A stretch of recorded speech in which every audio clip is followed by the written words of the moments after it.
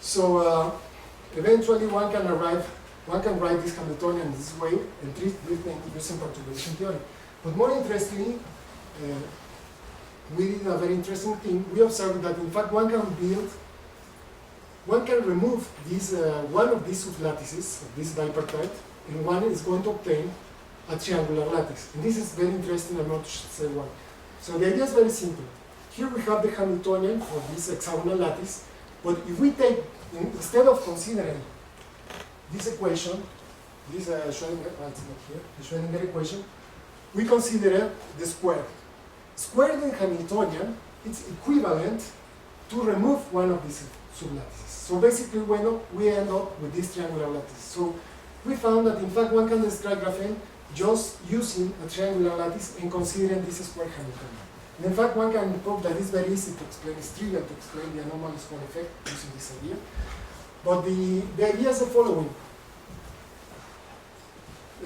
This produces a very, I'm going to show this. The idea is, I'm going to say it's just a physical idea. So the idea is the following. Here we have the graphene lattice. And this is the energy, and this is the density of the state. This is of pure graphene. So basically, this is the phase of the wave function, and here we have the Fermi energy force here.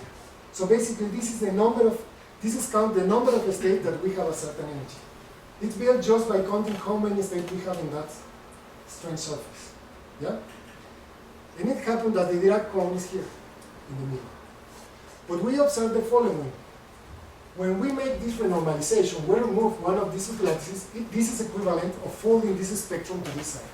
So basically, we fold this spectrum to this side. So this part is usually what is called the bonding state, which means that the phase of the wave function is nearly symmetry. In this center of the spectrum, it happens that the phase between each of the sides, in this case, is, remember that here we are working in this triangular lattice correspond to antibonding. But this is in the antibonding limit, we need to put the phase between the sides of the wave function needs to have a difference of pi. And this is not possible to do it in a triangular lattice, because there's a phenomenon that is called frustration. Let me show you. Frustration is also appears a lot in magnetic systems. So basically, if I try to put positive, negative amplitude here and here, if I put positive here, I have frustration. It's like, the explanation is very simple in terms of social systems. For example, if I make a party and I try to invite people and I want to have, for example, a woman surrounded by two men and each man by two women. Yes, for example, we make a single what? An orgy. You go too far. I want to make it just in the dinner. If we try to make a dinner like this, that what? A single for the people to know what. If I bring three people, it's not possible because I want to see a man close to a man or a woman close to a woman. That's the essence of frustration. And that causes energy. And in fact, this model is used to treat that kind of social problems. So basically, there's a pure problem. So basically, the thing that we're looking is that in fact, this Dirac cone, in fact, is related with the frustration in this point. And in graphene, it's very nicely resolved because there is symmetry in the whole lattice. Because there is no way of breaking it. So this problem is solved just by making the phase, instead of pi, it's making pi over 3 because it's a triangle. But the observation is very simple. If we begin to put impurities, this symmetry is going to be broken, and this frustration is going to appear. And the only thing that one needs to do is just to count how many situations of that kind arrive. And one can do it very nicely using a variational principle. And one can also show, using the formula that is here, it's here, it's here. One can basically estimate that in fact there is going to be, if I try to go close to this Fermi energy, it's going to cost me a lot of energy because I want to produce a lot of conflicts in the system, many men with men or women with women. So the system is going to avoid that. So it's going to open a gap. So in fact, we measure that thing here. We have, for example, the participation ratio. This is for pure graphene. This quantity basically is called the participation ratio. Measure the extension of the wave function. So the fact that it's constant here, that means that in graphene, except this point, but lower at this point, this means that for all energy, the electrons can move like in a metallic system. But if I begin to put disorder, here appears, one can see that there is a sharp increase here, at a certain point here. So that means that here the electrons behave more or less like here. We have metallic conductivity, but here we are going to have localization, and that means that it's not possible to conduct current because basically the probability of finding the electron at certain distances go with the case exponentially with the distance. So in fact, this produces something that is called a mobility edge. There's of course a huge discussion about the nature of this mobility edge because 2 dimension is also critical in localization theory because it's known that in disordered system in 3 dimension there is always a mobility edge.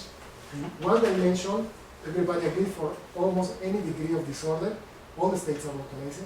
But in 2 dimension, there's a discussion that is not yet solved. But anyway, some people believe there is some, others not. But the point is that here we have a clear transition, and we wanted to know how this transition depends on the concentration. And when we use this variational theory, eventually we arrived with this using some combinatorics and some statistical arguments. We arrived at the concentrate that the size of its energy gap basically scales like the square root of the concentration of impurities multiplied by this thing that is a transfer integral that is very well known for carbon. So basically, for example, for 1% of chemical doping, this opens a gap of around 0.44 electron volts, which is it puts in the range of narrow gap semiconductors. And in fact, if we plot, of course, the concentration with the energy gap, this blue line is this theoretical prediction, and these were the results obtained from simulations that I did just by analyzing the Hamiltonian. It works very nicely, so it fits fine with this calculation. And eventually, this was measured. These physical review letters were measured in quasi-particle transformation during a metal insulator transition in graphene, and they were able to, using a technique that is called ARPES, that they can really see the Fermi level, the structure of this electronic band relationship, and they were able to find that there is here we show with simultaneous transport and photoemission measurement that the graphene surface undergo a metal insulation transition upon dosing with a small amount of atomic hydrogen. We find the room temperature resistance increases by about 4 orders of magnitude, a transition accompanied by anomalies in momentum resolved spectral function. Well, that means that, in fact, and the numbers agree. They found that, in fact, the size of the gap agrees with this prediction, and that's very nice. So the controversy is solved experimentally about the mobility edge? Experimentally, yes, but theoretically. That's and we have a very, very new work that say that controversy, in fact, is due to the fact that the condition of the theorem are not well applied in this case, because this localization is not exponentially. In fact, it's called critical. It's like a power law. So we are fighting to publish that. We did a lot of simulations because we did a scaling analysis. So that's another conference. Almost a new one conference. But let me show how, also other things that we did is to try to understand some of the behavior of electrons when we have an electromagnetic wave. And this is important for optical properties, but more important for us, it was the possibility of understanding it. We were trying to understand if it was possible to open a gap in graphene by applying electromagnetic field, a laser or a microwave radiation and things like that. And we started from the basic thing we started from the we took this 2-dimensional gas of Fermions, but relativistic gas, using a Dirac equation, and we put just an electromagnetic field that represents an electromagnetic wave. So basically we wanted to solve this equation. Here we have the Dirac equation, but you see that we use the minimal coupling, thank you, where we introduce this vectorial potential. So basically we replace the momentum by this minimal coupling. Here we have also an electric field, the scalar field. And since this thing is going to depend upon the time, because this is an electromagnetic wave, we cannot use the time independence Dirac equation. We need to, the energy is not conserved, so we need to put, there is a time derivative. So we decided to solve this equation, and this is where this is an spinor with two components that in fact represent the amplitude in each of these lattices. And these are the Pauli matrices given by this thing. So basically the idea is simple. The idea is, here we have a graphene, and we apply electromagnetic radiation that can go we did two different articles, in fact, because things are different when the electromagnetic wave go perpendicular or in the direction of the plane. So the results are similar, but the treatment is of course different. So basically, for example, here we have an electromagnetic wave that goes in this direction, for example, in y direction, so it's a vector. Here we have the electric field and the magnetic field in the other direction. So basically, here we have the Hamiltonian, where these are the momentum operators. And these momentum operators are given by this minimal coupling. And this vectorial potential is just a wave that propagates in the right direction. It's given by this thing. So here we have the amplitude of the electric field. Here we have the frequency. And here we have, this is going to be very important because this is the phase of the wave. This is the wave vector. This is the y direction, and this is the frequency. So basically, this describes a wave that moves in this direction with the electric field in that direction. So basically, we need to put these things inside this and solve the equation in 2 dimensions. Because in fact, we studied a lot, and we found that this thing was resolved in 3 dimensions. And at the beginning, we thought that it was easy to solve it in 2 dimensions. And we talked with a lot of people, you know, people that work in nuclear science, they were not able to find anything in 2 dimensions. In fact, they said to me that it was much more difficult. But we found somehow a way, I don't know how, but so the equation that we need to solve is this. We have the Hamiltonian applied to a wave function, and this is proportional to the thing. And this is a spinor. And the idea is that here we have a, and this is the equation written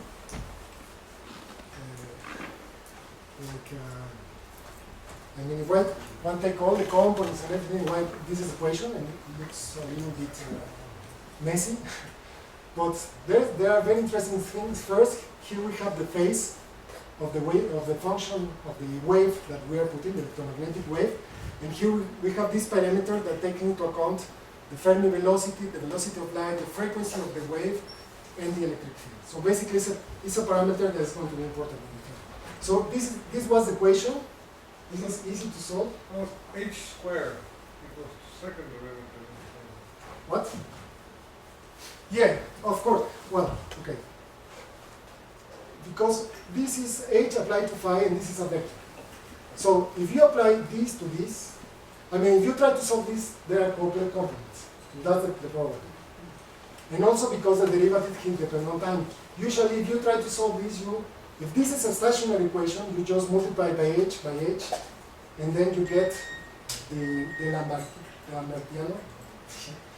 But the problem is that here you need to take into account the commutators, because all this algebra is not was deleted to avoid your problems. That's exactly how we got this. You need to apply the Hamiltonian and do all commutators. The commutator of the Hamiltonian with this operator, you do all that algebra, which is a lot. And you obtain that equation. But how do you get the second order in time? You apply twice? Twice, okay. It's like this. Usually you have this, in the Hamiltonian is this matrix. I'm going to forget about the constant. This is okay.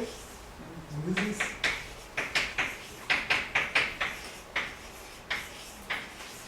so this happens to be this matrix 0. I don't remember if this minus or anyway.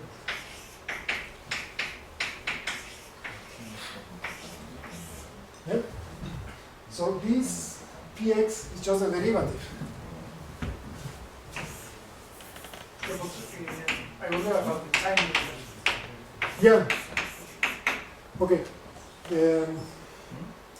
How do you get it on the second? Because you need, when you will, okay.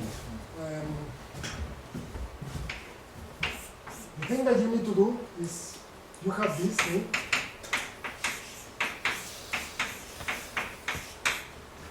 And the thing that you are going to do is the following. You multiply this thing by this.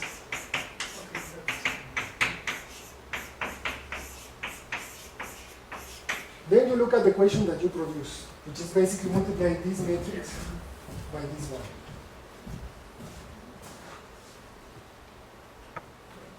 This is like that, it's happening like this. In fact, it's very easy to see that if, in the static case, if I multiply this matrix by this one, again, one entry with this matrix, which is diagonal.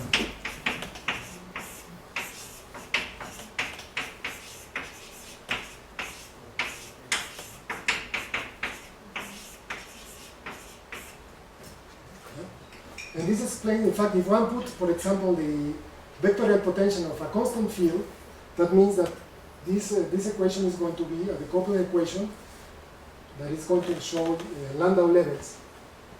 And the levels are going to go like n. If I take the square root, it means that the square root are going to be like the square root. That's a new quantum coefficient.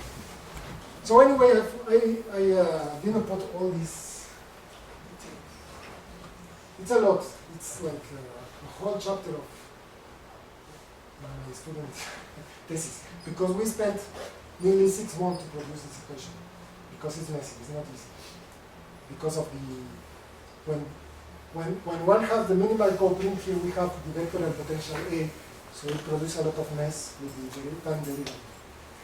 But anyway, other people have checked this equation. It works.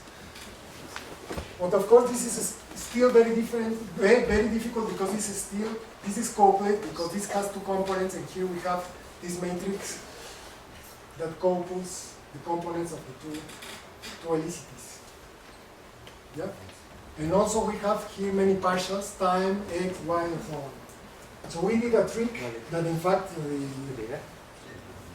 the trick that we proposed, that the wave function to be dependent only, to be a plane wave multiplied by a function that depends only in the phase.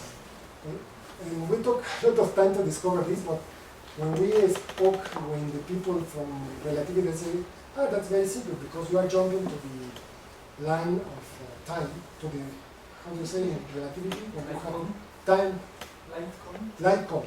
You are using light cone coordinates.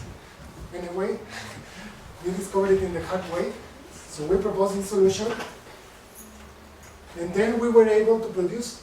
Now it's very nice because we produced a second order derivative, second order differential equation that is not any longer partial, because here we only have separation. This thing only depends on this quantity, and this is second order, and eventually one can write the general solution can be written in this form here.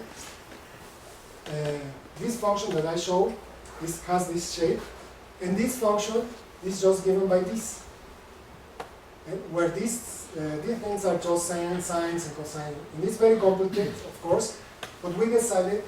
So this is the closest solution of the problem. But one needs to solve this equation. But one can solve in different cases. So basically, for example, for when the electric fields are very, very strong, when there are certain conditions, eventually one can write the previous equation, one can write in this way. It's basically the second derivative plus a constant minus something that is oscillating on time multiplied by this. And this happens to be the equation of a parametric excited oscillator, which is very surprising. This equation is called the Matthew equation. And this is very nice because, in fact, it's produced something that is called the Arnold tones. So here we have this parameter Q, which basically measure is proportional to the electric field. So for example, this is electric field 0. And here we have the energy of the system. So basically the red parts are the allowed energies. There's an extra condition here, but basically it's given by this. And this thing is called,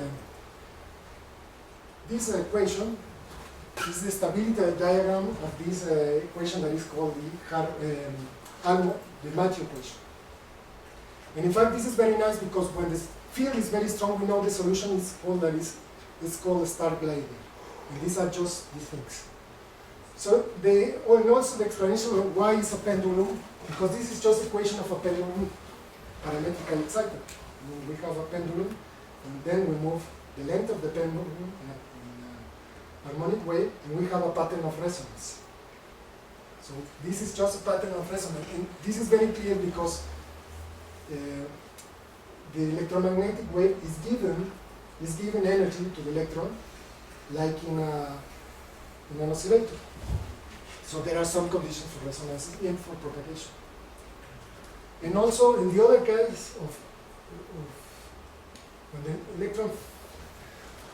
when the electric field is weak, the equation is different. In fact, this is a Matthew equation, but the parameter is an imaginary, and we were not able to find in any books the diagrams, and we needed to build it using a recurrence method, and it was very difficult. Not very difficult, but it took time.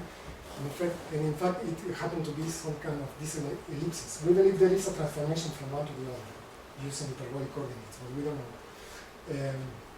But the nice thing is that, in fact, we found that there is a gap here. For example, this is pure graphene without any field, and we can see that all these visions are allowing. But if we are vertical, this vertical axis vertical is basically the square of the energy. You can take the root, in fact, these things are more nicer. But basically, here we have the allowed energy, and here we have the electric field. So zero field means that we have pure graphene, and we have all these lines, which is okay. But as you apply field, eventually you open a gap here. So in fact, one can prove that there is a gap opening, and it's proportional to the electric field. That's one of the reasons that we obtain. And also we obtain other things that, for example, we considered what happened to the current when we have this sinusoid, and we found that there is a kind of rectification effect. Basically, we have the electron, instead of behaving like a sinusoidal, it behaves like a pulse. And in fact, we were able to find that the current, you need to do also a huge calculation to find this, because to calculate the current in this system, basically we have, remember that we have an electric field here that moves the electrons in an electromagnetic wave in the other direction. So basically one need to calculate the current at each momentum that is given by this formula. One need to take the spinors, and then you need to sum over phase space, taking into account that there is a certain probability.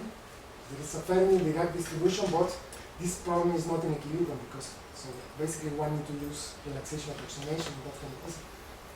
It's a huge calculation, but eventually we were able to find the current as a function of the time, and in fact we were able to find that there are many harmonics, and we were able to find the harmonics that are given by basic function. And it was very nice because when we did this work, we obtained, this is 3 years ago, there was a Russian that published an article studying the same problem, but he used a semi-classical method, and he was able to find also this huge nonlinear effect, but using a different method, but he only obtained the first 3 harmonics. Here we obtained all harmonics that are given by. So, in fact, this also has been, people also have measured that kind of things. And this is very important. That means that graphene can produce a lot of harmonics. So to finish, just the thing that we are doing during the last year is that we have been studying the electric resistance and the interaction with phonon interaction. Phonon-electron interaction, that is the thing that drives the thing that you say about the electrical resistance. And there are many ways to approach this problem, but one of the nicest maybe is, well, there we have been working on three kind of things. First, using the Dirac equation using a vectorial potential. Because since we know, one can prove in fact that the phonon field, the vibration, is more or less similar to electromagnetic field. They are bosons, and then one can write a vectorial potential and use these kind of things, these ideas. And since we know the solution, we can do it. We are doing it. That's one student is doing that from Cuba. The other thing is using tie binding, using deformation. That can be done using simulation in the computer, just by the harmonization, the Hamiltonian. And the other thing is the one that we have been working is that we generalize the Dirac equation for curved space. Because we say, okay, here we have a membrane, but if we have phonon vibration, this membrane is oscillating. So we have a curved space. So we have a quantum relativistic particle in a curved space. So I talked with some people from that are working in gravitation, because you know that this deformation is a thing that the people that are trying to unify gravitation with quantum relativistic mechanics, they are studying that kind of things, because gravitation basically is a deformation of time-space. So I thought, well, here we have a deformation of space only. It must be easy. So I talked with some people, at the first time they said that it was impossible, but eventually, well, this is tie binding with this too much, But the idea just was to do this work, just appear, it's going to appear next tomorrow. In fact, it was done with Richard Kerner, who works in the Laboratory of Relativities Cosmology in Paris 6. Basically, we generalize the Dirac equation in corrugated graphene. So we have graphene that is deformed. Basically, such interaction is taken into account by considering inducing metric. So we have a deformation.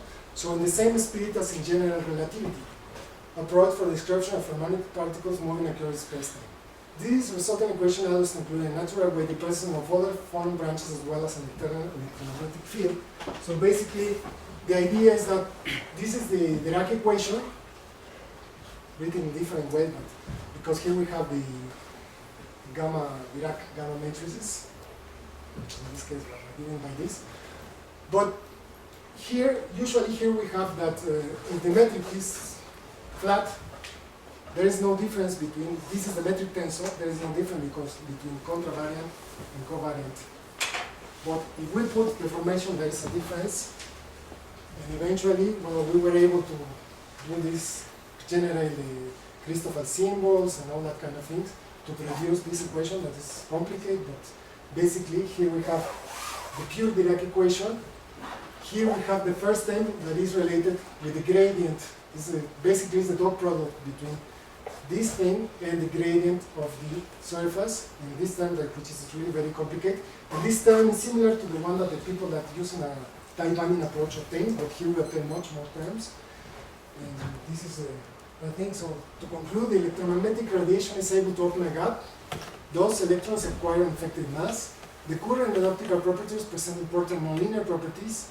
A mobility edge appears around the Fermi energy, and this is very important for building transistors, because one can functionalize graphene by doping, chemical doping, 1% of light atoms to produce a semiconductor.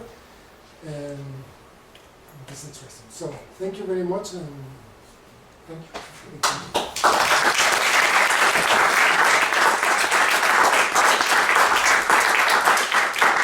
Questions, comments, preguntas, comentarios. Sorry for the end, it was very fast. The idea was just to give a flavor. Tomás. I have several questions and comments. The first one is a very simple one. I somehow had the impression that the Fermi edge was not exactly at the Dirac point, but a little bit above. Am I wrong or? Well, that's a very good question, because if you take neutral graphene, if you don't disturb graphene, the Fermi energy is exactly at the Dirac point. That's exactly because it's half-filled done. You have your p orbital, sp2 orbital, you have 1 electrons. So it's always fall in the middle because it's half-filled. But if you put potential difference, you can dope the system with electrons or because the system is not longer in equilibrium, so basically you shift the chemical potential. This is also nice of graphene because usually with a semiconductor you can't tune in that, you can't have so much control in the quantity of carriers, because you can tune the chemical thing. And the next thing is more a comment. I mean, the Dirac point, this linear behavior, does not depend on the nearest neighbor approximation. But if you tweak this approximation, you still get the Dirac point, but you no longer get an isotropic Dirac equation. You can write down a non-isotropic Dirac equation if you wish, but you lose the isotropic Dirac equation. So in that sense, you don't have only the approximation when you're near the Dirac point, but even there, it's not really true that you have an isotropic Dirac equation. And that's why I'm not entirely sure whether the further developments you make, how sure they are, because you have this anisotropic. Well, in fact, that's a very excellent question. In fact, I also had that question. In fact, that's exactly the thesis of this student. That's what on his title. He did all these things using second neighbor and third neighbor interactions. Because when you put second neighbors, you have the Dirac equation, but you have something that depends on the other. And it changes the things. It depends on the energy that you put. I mean, of course, to feel that you need to really put more, for example, stronger electric field, and you're going to sense that kind of things. But this is very important, for example, for localization. We observe that, in fact, there are very nice effects due to these second neighbor interactions, because the picture that I show when you dope the system change a little bit, because the properties of the green function change a lot at the Dirac cone. So in some sense you are right, but I would say that this basic behavior is on how it works. And you have several Dirac points. You have 6 Dirac points, right? 4. 4? So, I thought I saw So, 6 in your picture. maybe. In your picture. 4. I say Anyway, the system is isotropic, even if each Dirac point is not isotropic, right?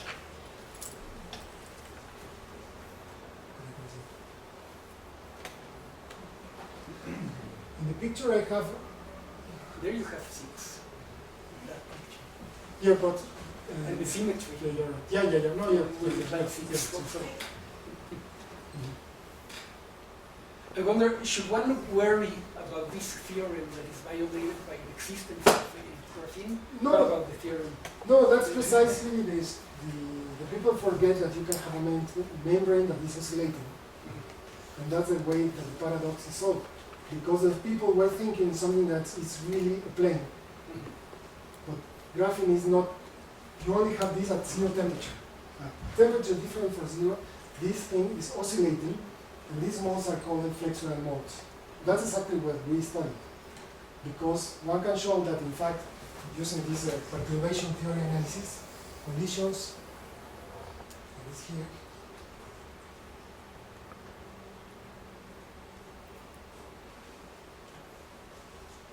Okay. Basically, you consider this kind of diagrams, Feynman diagrams. You have electron that you have a collision with a phonon, so you have electron with different momentum and a phonon. But it happens that you can have, the system is not purely two-dimensional. So basically, you have, it's three-dimensional, but you have vibration in the plane, which gives you 2 degrees of freedom, and you have vibration over perpendicular, these are called flexural phonons. And the people forgot that you can have these flexural phonons. In this fact, these flexural phonons are very important for the electrical conductivity, because they show that they are very important in a very simple way. They basically strain the graphene in the the conductivity jumps more and more. In fact, I think the article is very recent. It's here. This was made from the Nobel Prize game, and it went out to press in December 2010. And basically, the temperature density of the mobility in suspended graphene samples investigated. In clean graphene, flexural forms become the leading scattering mechanism at temperature bigger than 10 Kelvin.